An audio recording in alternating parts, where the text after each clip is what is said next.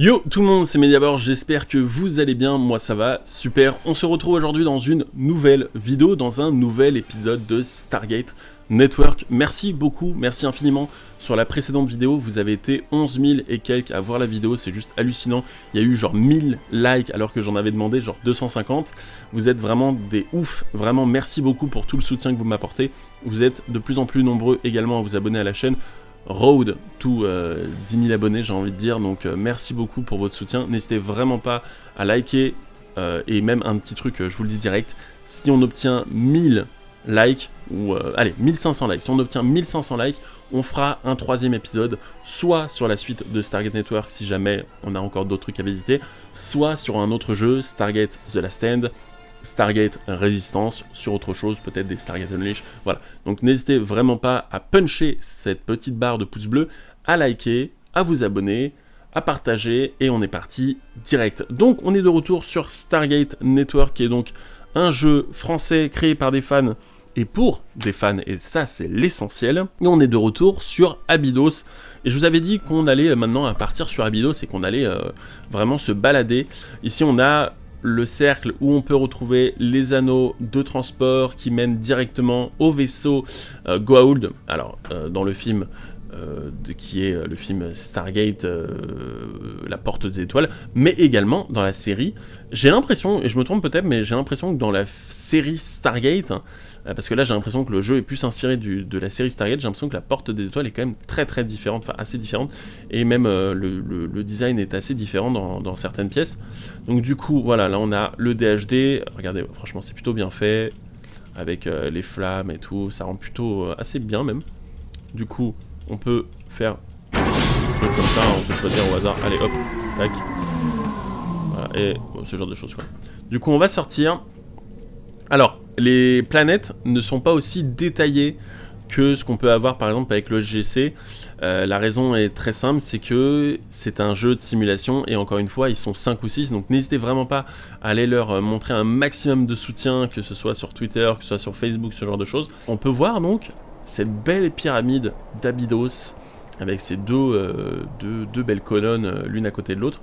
Franchement, je sais pas ce que vous en pensez, moi je trouve ça hyper bien fait, hyper quali. Voilà, c'est quand même extrêmement cool, extrêmement beau. Il y a une vraie attention du détail, il y a un vrai respect de Stargate. On n'a pas vraiment fait ça comme ça, en mode bas les couilles, on vous sort un truc. Non, ça a été longuement fait, c'est clairement du travail d'artiste. Je vous invite à aller voir la chaîne Twitch d'E-Break qui fait des live Twitch sur le sujet. D'ailleurs, il fait aussi des live Twitch sur d'autres choses et je trouve ça assez bien. C'est qu'en fait, il découvre des scripts et toute la feuille de route d'un tournage d'un épisode de Stargate. Et le dernier que j'ai vu, c'était l'épisode Apprenti sorcier de la saison 7 de Stargate SG1. Et c'était passionnant, on apprend énormément de choses, donc n'hésitez vraiment pas à aller checker, ça sera évidemment dans la description. Donc du coup on va aller sur notre planète. Alors il faut que je m'en rappelle dans le bon sens, heureusement que j'ai mon plan qui est juste à côté. Donc on va commencer par ça, ok, ensuite, si je me trompe pas, on est sur du... Alors attendez, il faut pas que je me trompe, hein, tac.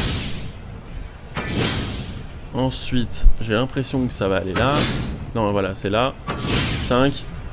Ensuite 6, j'espère que je me trompe pas. Et le 7ème.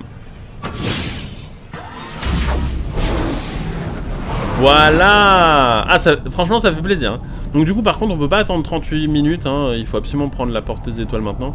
Regardez la qualité de cette porte des étoiles franchement. Et ça rend vachement bien avec les belles couleurs et tout. C'est quand même hyper beau. Hyper fluide.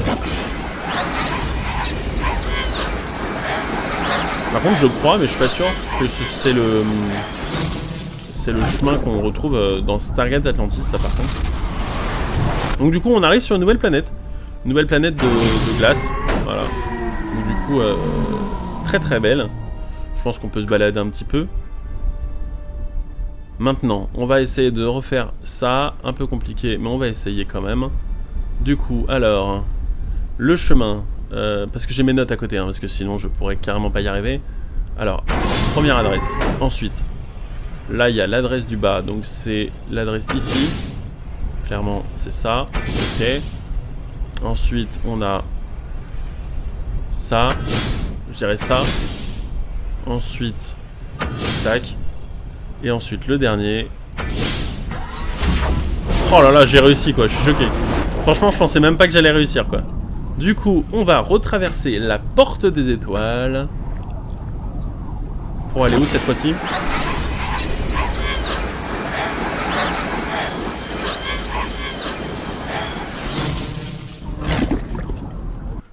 Et on arrive sur une nouvelle planète qui est extrêmement belle d'ailleurs.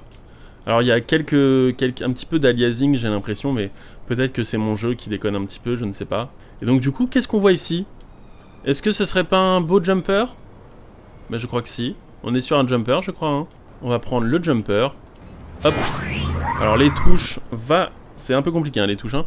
Donc du coup, avancer c'est espace, mais pour décoller... Alors démarrage, ok. Atterrir, shift pour décoller, ok.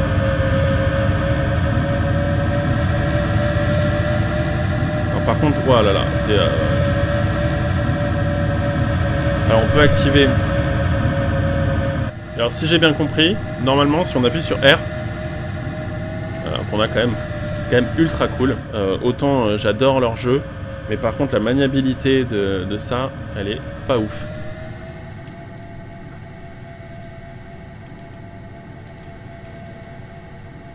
Ce qui est quand même ultra cool, on est d'accord ?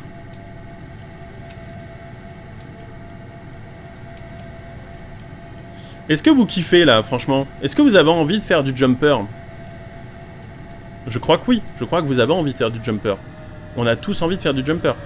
Donc du coup, hop, donc là on fait ça, on avance. Et je crois que donc quand on arrive près de la porte des étoiles, eh bien regardez ce qui se passe. Voilà, ça se ferme. Voilà, et on va sortir. Et pour sortir par contre, c'est où? Bon, ok.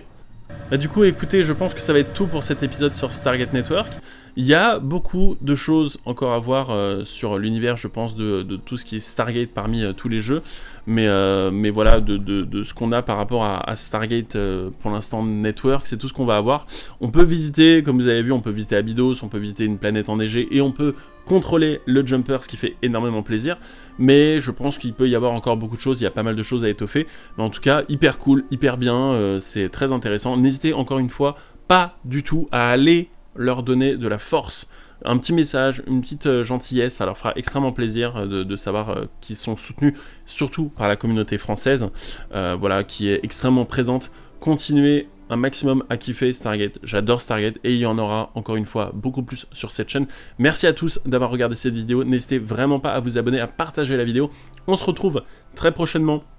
Et je leur dis encore une fois, vous me dites dans les commentaires, est-ce que vous préférez avoir une vidéo sur une séance du Mediabor avec le film Stargate, ou alors est-ce que vous voulez un live pour un petit live sympathique, un tier list sur les meilleurs et pires personnages de Stargate, ainsi que, ou peut-être à choisir, un tier list des meilleurs et des pires épisodes de Stargate G1, Atlantis et Universe. C'était le Mediabor, on se retrouve très prochainement dans une nouvelle vidéo.